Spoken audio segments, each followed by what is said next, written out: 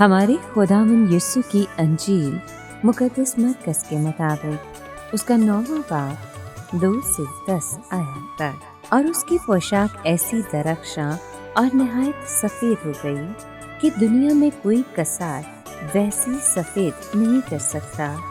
اور الیاس موسیٰ کے ساتھ انہیں دکھائی دیا، اور وہ یسوع سے باتیں کرتے تھے۔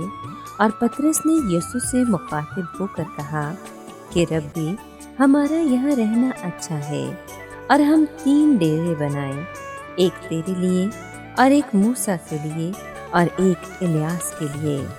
کیونکہ وہ جانتا نہ تھا کہ کیا کہتا ہے، اس لیے کہ وہ بہت ڈر گئے تھے۔ تب ایک بادل نے ان پر سایہ کر لیا، اور اس بادل میں سے آواز آئی کہ یہ میرا بیٹا ہے المحبوب، اس کی سنو۔ انہوں نے یک نظر دوڑا کر سوائے اکیلے یسوع کے اور کسی کو اپنے ساتھ نہ دیکھا۔ اور جب وہ پہاڑ پر سے اترتے تھے تو اس نے انہیں منع کیا کہ جب تک ابن انسان مردوں میں سے نہ جی اٹھے، جو کچھ تم نے دیکھا ہے کسی سے نہ کہنا۔ اور وہ اس کلام کو اپنے پاس اخفا کر کے ایک دوسرے سے بحث کرتے تھے کہ مردوں میں سے جی اٹھنے سے کیا مراد ہے۔ اور انہوں نے اس سے سوال کر کے کہا کہ فقیہ کیسے کہتے ہیں کہ الیاس کا پہلے آنا ضرور ہے۔ اور انہوں نے اس سے سوال کر کے کہا کہ فقیہ کیسے کہتے ہیں کہ الیاس کا پہلے آنا ضرور ہے۔ پاک کلام کے پڑھے اور سنے جانے پر خداوند کی برکت ہو، خدا کا شکر ہو۔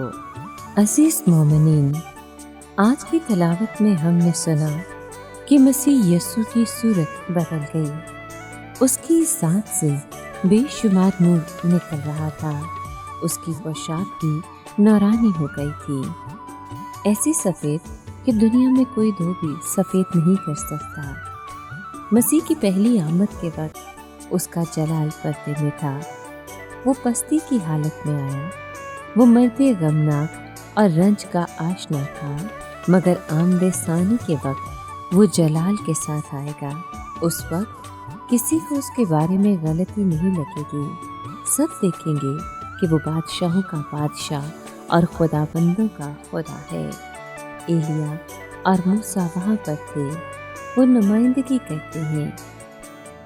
ایلیا پرانے عہد نامے کے مقدسین کی، شریعت کی، اور موسیٰ نبیوں کی، اور ان مقدسین کی جو اس جہان فانی سے کوچ کر گئے ہیں۔ پطرس، یعقوب اور یوحنا وہاں تھے۔ عام لحاظ سے وہ نئے عہد نامے کے مقدسین کی نمائندگی کرتے ہیں، یا ان ایمانداروں کی جو اس وقت زندہ ہوں گے جب مسیح کی ظاہری بادشاہی قائم کی جائے گی۔ مسیح یسوع وہاں مرکزی شخصیت تھا۔ آسمان سے آنے والی آواز اور بادل نے پطرس کی اس تجویز کو باطل ٹھہرایا کہ وہاں 3 ڈیرے بنائے جائیں۔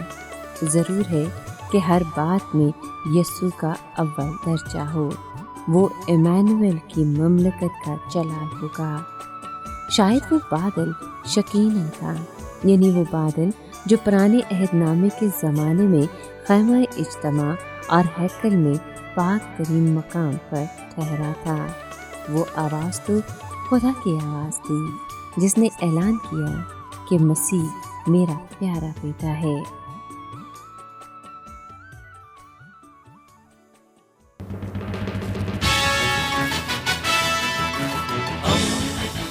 دوستی کا پیمبر، ریڈیو ویریتاس ایشیا۔